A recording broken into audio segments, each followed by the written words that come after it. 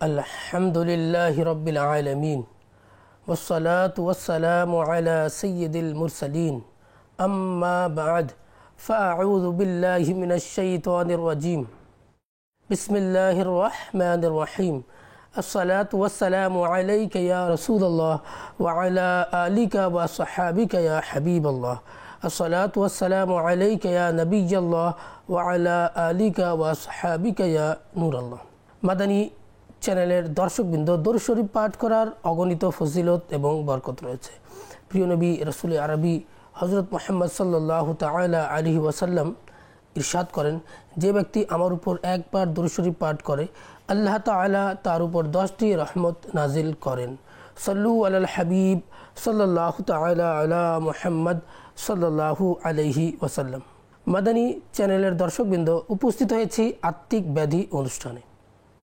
আর এই অনুষ্ঠানে আমরা কোনো একটি আত্মিক ব্যাধি নিয়ে আলোচনা করে থাকি।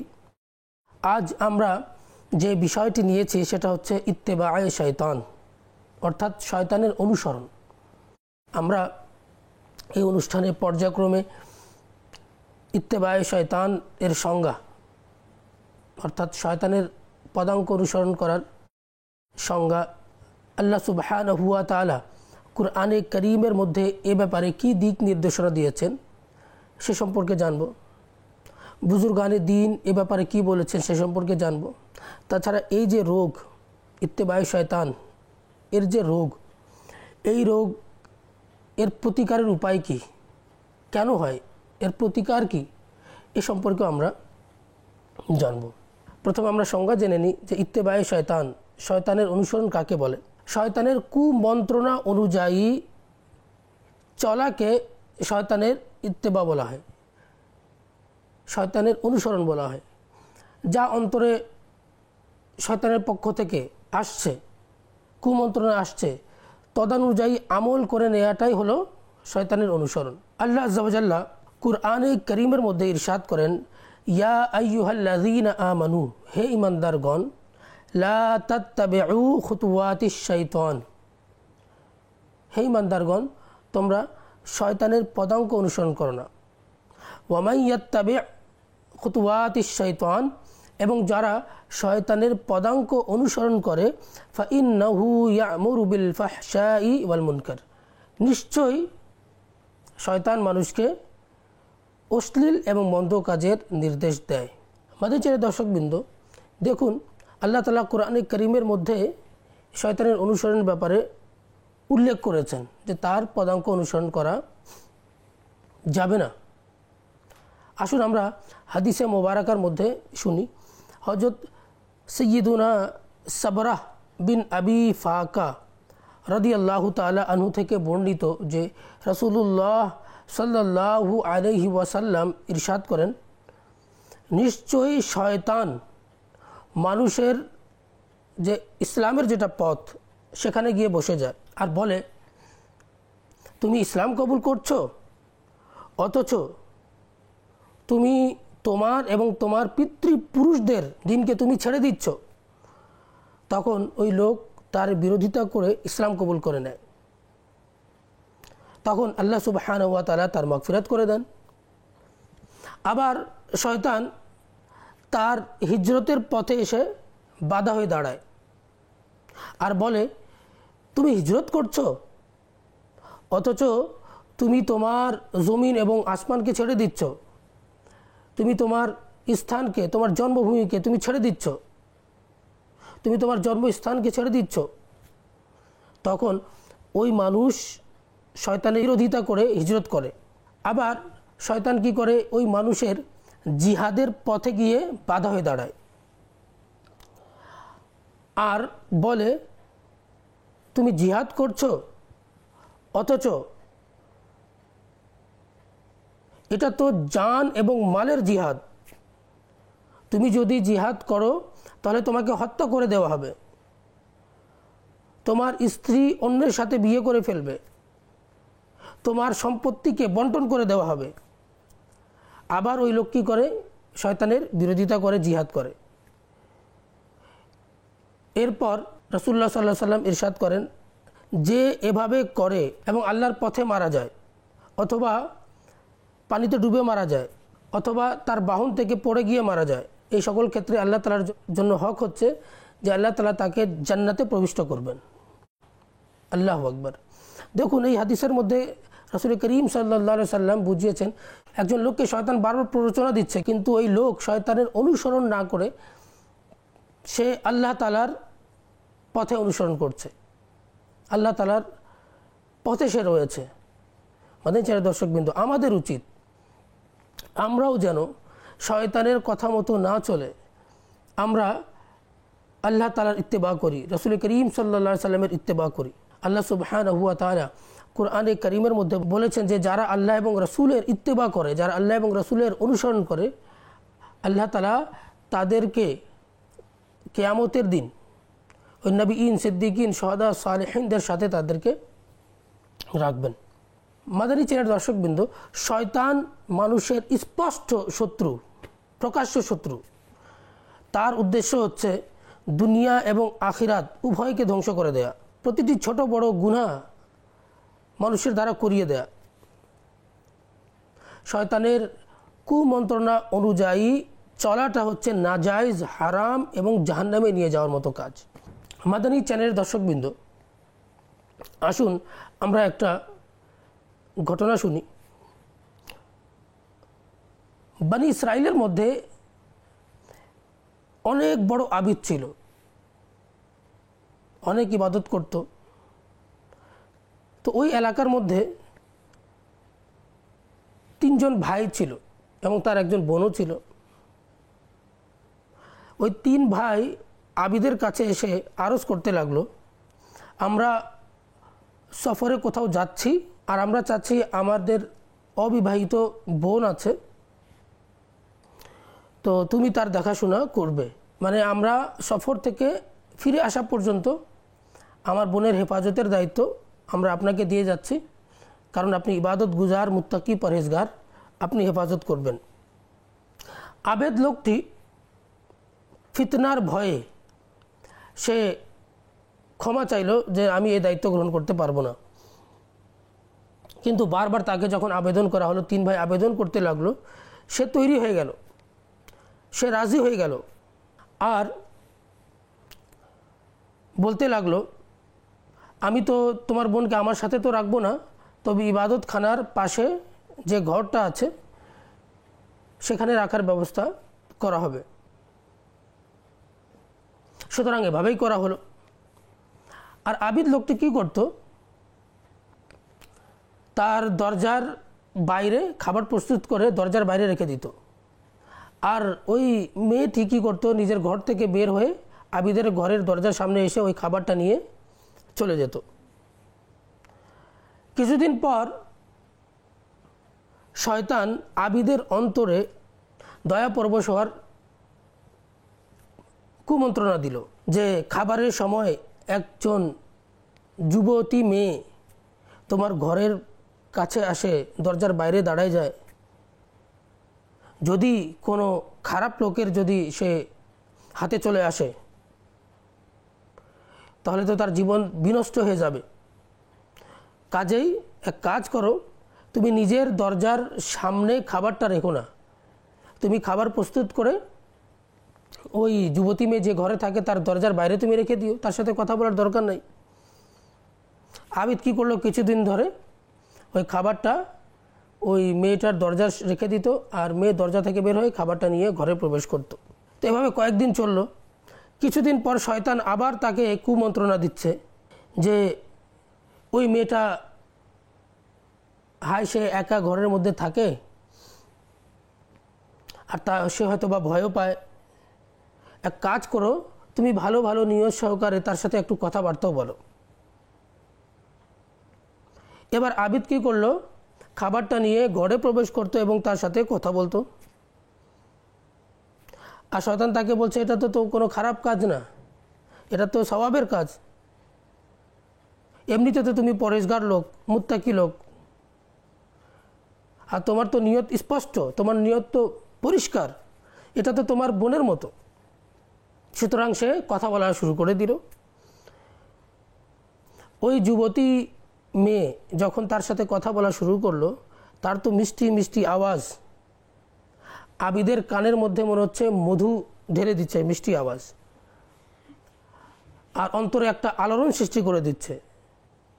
এমনকি শয়তান তাকে এমন এমন প্ররোচনা দিল যে নাউজুবিল্লাহ মিন জালিক, শয়তান তার সাথে ব্যভিচারে লিপ্ত হয়ে গেল। এমনকি ওই যুবতী মেয়ে গর্ভবতী হলো এবং সে সন্তান জন্ম দিল। এবার শয়তান ওই আবিদকে প্ররোচনা দিচ্ছে যে দেখো, যদি তার ভাইরা সফর থেকে ফিরে আসে আর তোমার এই কর্মকাণ্ড যদি দেখে, তাহলে তোমাকে তো শেষ করে ফেলবে। এক কাজ করো, তুমি ওই বাচ্চাকে হত্যা করে ফেলো, নাউজুবিল্লাহ মিন যালিক।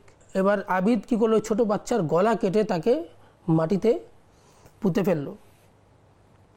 আবার শয়তান তাকে প্ররোচনা দিতে লাগলো, তুমি তো বাচ্চাকে তো হত্যা করে ফেলেছো, তার মা তো জীবিত, তার ভাইরা যদি আসে আর আসার পরে যদি ওই মেয়ে তার ভাইদেরকে যদি সব কিছু বলে ফেলে, তাহলে তো তোমার ছাড় পাওয়ার কোনো জায়গা নেই। এক কাজ করো, তুমি ওই মেয়েটাকে হত্যা করে ফেলো। শয়তানের প্ররোচনায় এসে সে কী করলো, আবার ওই মেয়েটাকে হত্যা করে ফেললো আর ওই বাচ্চা এবং মাকে একসাথে মাটিতে পুঁতে দিল। যখন ওই মেয়েটির 3 ভাই আসলো, আসার পর জিজ্ঞেস করলো আমার বোন কোথায়, তখন আবিদ বলতে লাগলো যে আপনার বোন তো ইন্তেকাল করেছে, আপনার বোন তো মারা গিয়েছে। আর আবিদ সহমর্মিতা প্রকাশ করলো আর বললো চলো আমরা তার কবরে গিয়ে কবর জিয়ারত করি। আবিদ গিয়ে ওই ইবাদত গুজার ব্যক্তি কবর জিয়ারত করলো। কিন্তু শয়তানকে দেখেন কেমন শয়তান, আবিদের জীবন নষ্ট করে ফেলেছে, ওই মেয়েটির জীবন নষ্ট করে ফেলেছে, ওই বাচ্চার জীবন নষ্ট করে ফেলেছে। এবার দেখুন কি করবে। যখন 3 ভাই রাত্রে ঘুমালো, তখন শয়তান তাদের স্বপ্নে এসে বলছে যে আবিদ তোমাদের বোনকে হত্যা করেছে। এমনকি শয়তান কি করলো, যে আবিদ যেখানে বাচ্চা এবং মাকে মাটি চাপা দিয়েছিল সে জায়গাটাও দেখিয়ে দিল। সকালে ঘুম থেকে উঠে 3 ভাই রাগান্বিত অবস্থায় তারা সেই জায়গায় গেল আর গিয়ে মাটি খুঁড়লো। যখন মাটি খুঁড়ে দেখলো, তো আসলেই দেখলো যে সেখানে ওই তার বোন আছে এবং একটা বাচ্চা আছে। এবার তো সব কিছু প্রকাশ পেয়ে গেল, এখন হবেটা কি। তখন 3 ভাই এসে ওকে ধরে নিয়ে গিয়ে বাদশার কাছে মামলা দায়ের করলো। বাদশা কী করলো, তাকে তো জেলে বন্দি করে দিল, এমনকি তাকে ফাঁসির শাস্তি শুনিয়ে দেওয়া হলো। যখন ফাঁসির শাস্তি শুনিয়ে দেওয়া হলো, তো এখন তার শেষ সময়, তাকে ফাঁসিতে ঝুলিয়ে মেরে ফেলা হবে। ওই আবিদের তো সব কিছু শেষ, তার ইবাদত শেষ, সে যত কিছু করেছিল সব কিছুকে শয়তান বিনষ্ট করে দিয়েছে, তাকে ব্যভিচারী বানিয়ে দিয়েছে, তাকে হত্যাকারী বানিয়ে দিয়েছে। এখন শেষ পর্যায়ে তার কাছে যে ঈমান আছে, এখন শয়তান তার ঈমানও ছিনিয়ে নিবে। কিভাবে? যখনই তাকে ফাঁসিতে চড়ানোর জন্য আনা হলো, শয়তান আসলো। শয়তান এসে বলতে লাগলো যে দেখো, আমি তোমাকে প্ররোচনা দিয়ে তোমার দ্বারা এই কাজগুলো করিয়েছি, এখন আমি যদি চাই তোমাকে আমি বাঁচাতে পারি, আমি যদি চাই তোমাকে মৃত্যু থেকে বাঁচাতে পারি। সে বলল মৃত্যু থেকে বাঁচানোর জন্য কি করতে হবে? এক কাজ করো, তুমি আমাকে খোদা বলো। তুমি যদি আমাকে খোদা বলো আর তুমি ইসলাম থেকে তুমি যদি বের হয়ে যাও, ইসলামকে যদি অস্বীকার করো, আমি তোমাকে বাঁচিয়ে নিব। ওই আবিদ সাথে সাথে তাকে খোদাও বলে ফেললো এবং ইসলাম থেকে সে কী করলো, বের হয়ে গেল। এই বলার সাথে সাথে ওই রশিটা টানা হলো আর আবিদ সাথে সাথে কি ফাঁসির শুলিতে লটকে গিয়ে সে মারা গেল। নাউজুবিল্লাহ মিন যালিক। দেখুন, আবিদ ব্যক্তিটি অবশেষে কি হলো, ঈমান হারা হয়ে মৃত্যুবরণ করলো। এটা কেন হয়েছে মাদানী চ্যানেলের দর্শকবৃন্দ? এর কারণ কি? কারণটা হচ্ছে শয়তানের শুরু থেকে সে অনুসরণ করছে। শয়তান তাকে সামান্য একটু বলছে অনুসরণ করার জন্য, যে খাবারটা তুমি কি করো, হ্যাঁ খাবারটা তার দরজায় দিয়ে যাও। আবার যখন শয়তান অনুসরণ করা শুরু করলো, আবার বললো না তুই খাবার বাইরে দেওয়ার দরকার কি, ঘরে গিয়ে কথা বলো। কথা বলতে বলতে বলতে লাস্টে অবশেষে কতগুলো গুনাহের মধ্যে সে পতিত হয়ে গেল, ব্যভিচার, হত্যা, তারপর ইমান হারা হয়ে সে মারা গেল। মাদানী চ্যানেলের দর্শকবৃন্দ, আমরা শয়তানের অনুসরণ না করি। শয়তান এভাবে মানুষের ইমানকে নষ্ট করে। কিয়ামতের দিন কিন্তু শয়তান কি বলবে?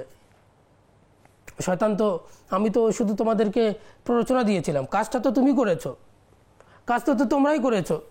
শয়তানও যাবে জাহান্নামে, আর শয়তানের যারা অনুসরণ করবে তারাও যাবে জাহান্নামে। আর যারা অনুসরণ করেছে তারা বলবে তোমার কারণে আমরা জাহান্নামে আসছি। শয়তান বলবে আমি তো তোমাকে উদ্বুদ্ধ করেছিলাম, কিন্তু কাজটা তো তুমি করেছো, তোমরা চাইলে আমাকে অনুসরণ করতে না পারতে। মাদানী চ্যানেলের দর্শকবৃন্দ, আমরা শুরু থেকেই চেষ্টা করি যে শয়তানের অনুসরণ করা যাবে না। ও ছোট ছোট গুনার মাধ্যমে সাগিরা গুনাহ করাবে, সাগিরা গুনাহের মাধ্যমে করাতে করাতে লাস্টে আবার কবিরা গুনাহের মধ্যে মানুষকে ফেলে দেবে। একসময় তার একটা মাদানী চ্যানেলের দর্শকবৃন্দ, আমাদেরকে শয়তানের অনুসরণ করা থেকে দূরে থাকতে হবে। আমাদেরকে ইত্তেবা করতে হবে আল্লাহ তাআলার, তার হাবিবের। আল্লাহ তাআলা বলেছেন তোমরা আল্লাহর ইত্তেবা করো, তোমরা রসুলের ইত্তেবা করো, এবং যারা উলামা ইকরাম আছেন তাদের তোমরা অনুসরণ করো। ইত্তেবায়ে শয়তানের অনুসরণ করার কারণ কি? এর সর্বপ্রথম কারণ হচ্ছে যে শয়তানের যে ওয়াসওয়াসা, যে প্ররোচনা, সেটার আনুগত্য করা। গুনাহ করানোর ক্ষেত্রে এবং নেকি থেকে দূরে করার ক্ষেত্রে শয়তানের ওয়াসওয়াসা এটা সবচেয়ে বড় কাজ। ওয়াসওয়াসা সৃষ্টি করা হচ্ছে শয়তানের সর্বপ্রথম কাজ, এর হাতিয়ার। এর চিকিৎসা হচ্ছে বান্দা শয়তানি প্ররোচনার দিকে, শয়তানি প্ররোচনার ব্যাপারে যেন জ্ঞান অর্জন করে, সেটা থেকে বাঁচার যেন পদ্ধতি অবলম্বন করে, শয়তানের চক্রান্ত থেকে যেন দূরে থাকে, আর তার চক্রান্ত থেকে বাঁচার জন্য আল্লাহ তার দরবারে যেন দোয়া করতে থাকে। আর শয়তানি কুপ্ররোচনা থেকে বাঁচার জন্য যে রুহানি চিকিৎসা রয়েছে সেটার উপর যেন আমল করে। যখনই শয়তানির ওয়াসওয়াসা আসবে, কুপ্ররোচনা আসবে, তখনই যেন আউযু বিল্লাহি মিনাশ শাইতানির রাজিম পাঠ করে লা হাওলা ওয়ালা কুওয়াতা ইল্লা বিল্লাহ পড়ার পরে বাম কাঁধে 3 বার থু থু থু এভাবে যদি করা হয় তাহলে শয়তান সাথে সাথে পালিয়ে যাবে। ইমাম গজালি রাহমাতুল্লাহি তাআলা আলাইহি তার মুকাশাফাতুল কুলুব কিতাবের মধ্যে লেখেন যে শয়তান ব্যাঙের আকৃতিতে এসে বাম কাঁধে এসে বসে যায়, তারপর তার জিহ্বা বের করে মানুষের অন্তরে প্রবেশ করিয়ে দেয়, তারপর ওয়াসওয়াসা দিতে থাকে। ইমাম গজালি বলছেন যখন মানুষ বাম কাঁধের দিকে থুতু করবে তখন শয়তান লাঞ্ছিত হয়ে সেখান থেকে পালিয়ে যাবে। কি পড়তে হবে? আউযু বিল্লাহি মিনাশ শাইতানির রাজিম লা হাওলা ওয়ালা কুওয়াতা ইল্লা বিল্লাহ। আল্লাহ তাআলা যেন আমাদেরকে আমল করার তৌফিক দান করুক। শয়তানের অনুসরণ করার আরেকটি কারণ হচ্ছে মন্দ সাহচর্য। এই সাহচর্য এটা কিন্তু প্রভাব ফেলে। বন্ধু তার বন্ধুর ধর্মের উপরে থাকে, বন্ধুর যার সাথে উঠা বসা সে সেরকমই হয়ে যায়। আমাদের উচিত নেককার লোকদের সাহচর্য অবলম্বন করা। আজ ফিতনা ফাসাদের যুগে আল্লাহ তাআলা আমাদেরকে দাওয়াত ইসলামের মতো সংগঠন দান করেছেন। এই সংগঠনের সাথে সম্পৃক্ত হয়ে হাজারো নয়, লাখো নয়, কোটি কোটি লোক সুন্নাতের অনুসরণকারী হয়ে গেছে, সুন্নাতের আমলধারী হয়ে গেছে, নামাজি হয়ে গেছে, নবী পাক সাল্লাল্লাহু আলাইহি ওয়াসাল্লামার সুন্নাতের অনুসরণ করছে, নবী পাক সাল্লাল্লাহু আলাইহি ওয়াসাল্লামার সুন্নাতের ইত্তেবা করছে। মাদানী চ্যানেলের দর্শকবৃন্দ, আমরা ভালো সাহচর্যে থাকি, মাদানী কাফলায় সফর করি। মাদানী কাফলার যে মুবাল্লিগে দাওয়াত ইসলামী আছে তাদের সাহচর্যে থাকি, ইনশাআল্লাহ আল্লাহ নেককার হয়ে যাবেন, নামাজের প্রতি ভালোবাসা সৃষ্টি হবে। আর একটা হচ্ছে নিজের মুহাসিবা করা, নিজের হিসাব করা, যে আমি প্রত্যেক দিন কী করেছি। আমির আহলে সুন্নাত আমাদেরকে নেক আমল রিসালা দিয়েছেন, যে আজকে আপনি 5 ওয়াক্ত নামাজ আদায় করেছেন, আজকে 313 বার দুরূদ শরীফ পড়েছেন, নেক আমল রিসালা ক্রয় করে ফেলি। আর প্রত্যেক দিন আমরা হিসাব করি, আমল করে থাকলে টিক দিয়ে দিন, না করে থাকলে দেবেন না। ইনশাআল্লাহ এভাবে করতে করতে করতে করতে ইনশাআল্লাহ নেককার হয়ে যাবেন। আল্লাহ তাআলা যেন আমাদেরকে আমল করার তৌফিক দান করুক। মাদানী চ্যানেলের দর্শকবৃন্দ, আজ এই পর্যন্ত। আগামী অনুষ্ঠানে আবারও নতুন একটা বিষয় নিয়ে আপনাদের সম্মুখে উপস্থিত হব। ততক্ষণ পর্যন্ত ভালো থাকুন, সুস্থ থাকুন, মাদানী চ্যানেল দেখতে থাকুন। সাল্লু আলাল হাবিব সাল্লাল্লাহু তাআলা আলা মুহাম্মদ সাল্লাল্লাহু আলাইহি ওয়াসাল্লাম।